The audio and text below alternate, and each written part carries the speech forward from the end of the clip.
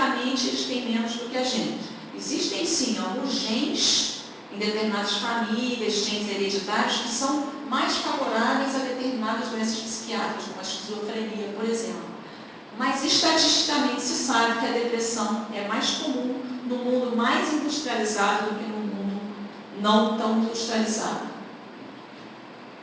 Então isso aí é para mostrar o esquema normal de uma transmissão sináptica, né, da serotonina, então, que é um dos hormônios alterados na depressão. Então, esse hormônio, essa substância, esse neurotransmissor, ele cai aqui e ele fica circulando de um para o outro, passa para o próximo. Então, na depressão, o que acontece? Você vai ter menos serotonina disponível aqui na sinapse para ser passada para outro neurônio. Próximo. E aí, uma das coisas que a gente usa, um dos remédios muito comuns para a gente estar na depressão, são os inibidores da recaptação da serotonina, porque isso aqui é reabsorvido para cá. Então, você mantém essa serotonina a maior número de tempo ali dentro daquela fenda sináptica, permitindo que ele faça uma atuação durante mais tempo. Pode passar o próximo. Então, conceitos equivocados, né? Primeiro, que quem está em um sofrimento moral está sofrendo menos do que quem tem uma doença física.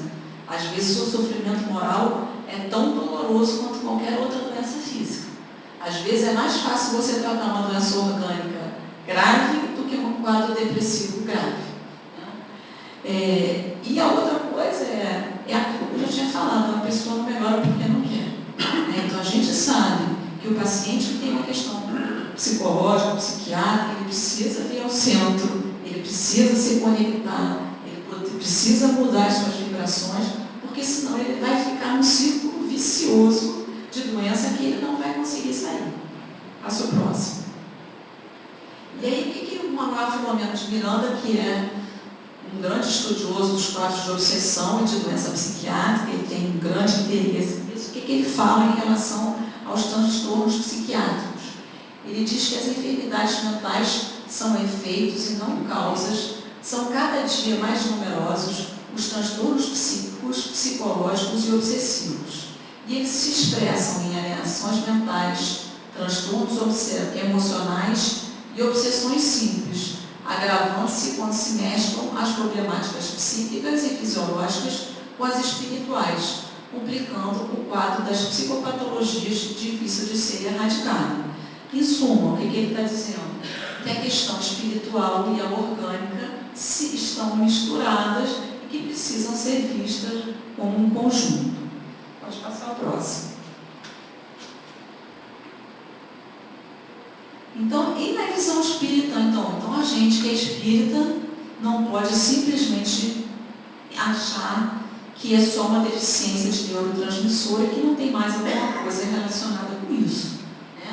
Então, André Luiz, nos Missionários da Luz, ele diz que nenhuma manifestação orgânica que a gente tenha não está subordinada a questões morais ou questões do espírito. Vamos passar a próxima.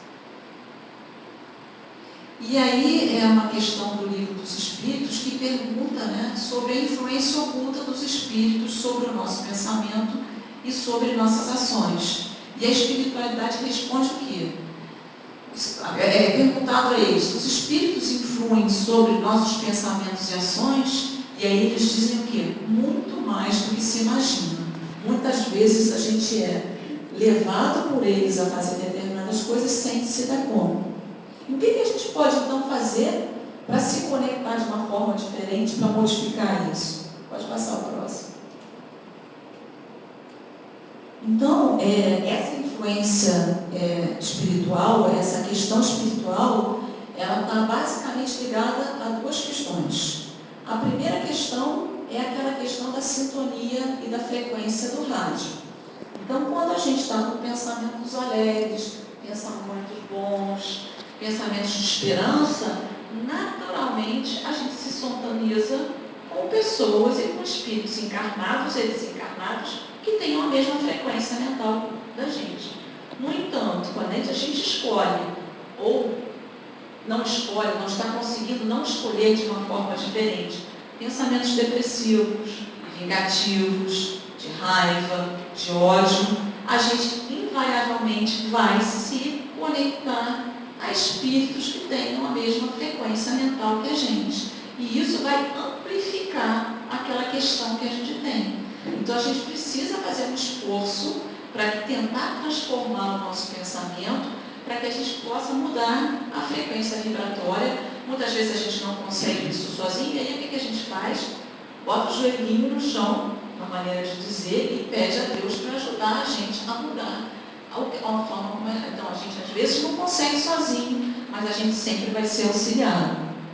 E a outra questão seriam as marcas, as consequências que a gente teria, né, das marcas no perispírito, que é aquele que traz todos os registros de culpas, de questões. Então, uma pessoa que deu um tiro na cabeça e fez uma modificação no perispírito e volta com uma deficiência mental, ou alguma programação que eu mesmo defini que fosse importante para mim, eu passar por aquela experiência. Então, essa molde perispiritual, ele vai definir de que maneira essa doença vai se manifestar no meu organismo.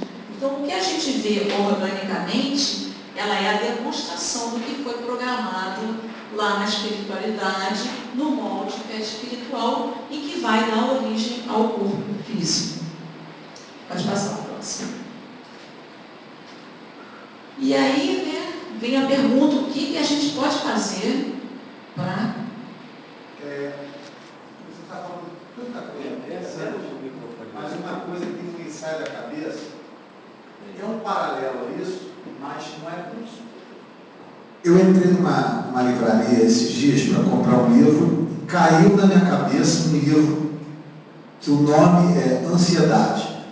E eu fiquei com preconceito porque é do Augusto Cury, eu já li livros dele, me soa meio coisa, mas eu comprei e estou achando assim absurdamente bom, porque ele não tem nada a ver com o espiritismo, mas ele fala de janelas de memória e ele fala de uma tal de síndrome do pensamento acelerado, e é exatamente o que eu sofro.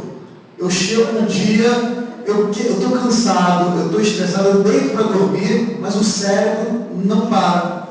O cérebro fica o tempo todo uau. E você está falando uma série de coisas, só que para o lado oposto, né? O down. Geralmente o que eu tenho é o up, né? E assim, aí eu não tenho serenidade, às vezes, nem para fazer uma oração.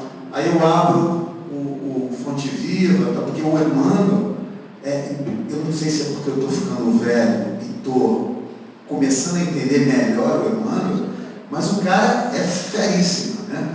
A impressão que dá que ele e o Augusto Cury estão falando a mesma coisa e eles estão falando comigo. Tipo assim, os dois na cama conversando comigo.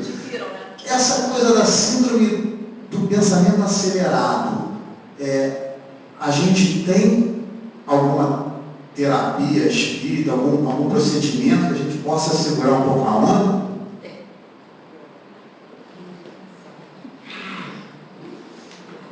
De certa forma, primeiro que o transtorno de ansiedade, né, porque ansiedade todo mundo tem, só que algumas pessoas, eu posso me incluir como irmã gêmea de você, porque eu tenho transtorno de ansiedade com certeza, sob controle, mas tem. Então, o que causa ansiedade para uma pessoa, para mim, vai causar uma ansiedade dobrada.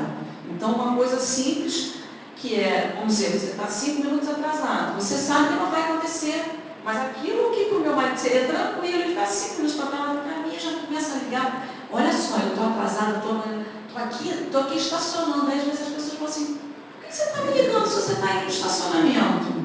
Quer dizer, eu não vou resolver a questão, porque eu não vou chegar mais cedo, e aquilo não vai resolver o problema. Então, isso é uma outra, vamos dizer assim, não é uma doença mental, até pode ser, né, quando a gente tem isso cultural, mas existe toda uma maneira de se tratar, não sendo psicologicamente, como espiritualmente. Quer dizer, de alguma maneira, a gente tem que começar, eu tenho muito essa questão também, eu faço uma coisa que eu assim, eu não estou conseguindo rezar nada, mas eu vou ler uma página e eu penso assim, olha, eu não estou conseguindo nem pensar o que eu vou pesado.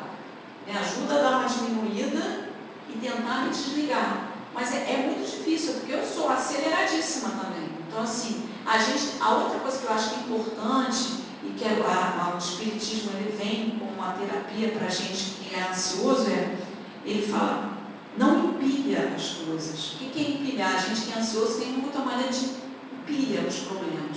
E aí, quando a gente empilha os problemas, a gente não consegue resolver. Agora, se você pensar num problema aqui e deixar os outros 50 problemas aqui, aí você vai conseguir resolver uma de cada vez. Agora, a forma como a gente eu creio que no momento que a gente está de evolução, a gente não vai dar um pulo. Eu nunca vou ser a pessoa mais tranquila do mundo. Agora, tem como eu ser menos ansiosa do que eu sou hoje. Uma das coisas que a gente tem que começar a fazer, né? Então, eu já falei isso numa palestra na segunda-feira, que atualmente eu faço terapia cognitiva comportamental. A psicanálise já desistiu de mim e eu dela há muito tempo. Então, a minha psicanalista ela disse o seguinte, existem 3 tipos de pensamentos, os vermelhos, os verdes e os amarelos. Os ansiosos são os vermelhos. Quando você estiver passando do verde para o amarelo, dá uma freada porque vai vir no vermelho. Então, quando a gente começa a fazer esse movimento de repensar, olha, isso que eu estou pensando, será que essa ansiedade é do tamanho adequado ou isso é uma coisa que não está do tamanho que a gente faz, que deveria ser? Então, assim, eu não sei te responder como que a doutrina espírita pode te dar uma técnica para isso, mas eu tenho certeza que a gente frequentando aqui, lendo, tomando passe e rezando, a gente melhora. Porque eu me sinto assim, só de eu chegar aqui às vezes, eu sinto que aquela acelerada já dá uma diminuída. Agora, é uma questão que a gente tem que diariamente tentar fazer isso. Tanto é que eu tenho insônia. Por quê? Porque eu fico o tempo inteiro. As minhas residentes que trabalham comigo, elas falam assim, pelo amor de Deus, ninguém consegue ir na velocidade que você está dando ordem. Mas assim, olha o sangue não sei quem, não sei quem. Aí eu, menos, Cláudia, meu filho, menos, mãe, menos, aí eu, menos, peraí, eu vou dar uma ordem de cada vez, eu vou pensar num paciente de cada vez, se eu tenho ansiedade, porque isso não vai resolver os problemas todos de uma vez, aí o que eu faço? Começo a escrever no papel, vamos resolver isso, vamos resolver aquilo, e aí você vai tentando organizar o pensamento. Tá? Agora, alguns graus de ansiedade, meditação é uma outra coisa que é excelente para a ansiedade, que eu não consegui fazer ainda até hoje, mas que dizem que é muito bom. Né? E a gente, quando começa a meditar, a gente tem uma facilidade maior para rezar também. Né? Porque quando a gente consegue acalmar a mente, a gente consegue. Então, eu acho que a questão para a gente conseguir tentar começar a diminuir os ruídos de fora ou de dentro, que às vezes os de dentro são piores do que os de fora, né? Para a gente poder ouvir um pouquinho mais. E uma outra coisa que eu acho que para mim acontece muito a gente tem muitas exigências, né? E a gente se exige demais o tempo inteiro de dar conta de tudo. E tem hora que não dá para dar conta de tudo mesmo. Então alguma coisa vai ficar pela metade. Ou então eu vou dizer assim, neste momento eu não consigo lidar com isso. Espera um pouquinho. Porque isso diminui a ansiedade. Porque se a gente achar que a gente tem a obrigação de resolver tudo e de fazer tudo, não há ansiedade que vai se virar. Tem gente que acha que nada é dele. Tem gente que acha que tudo é dele. Deve ser o caso dele, que é o meu. Tudo é responsabilidade minha, tudo eu tenho que dar conta, tudo eu sou responsável. E aí a pessoa sobrevive. Porque não tem quem consiga lidar com tudo isso. Eu vou fazer uma analogia.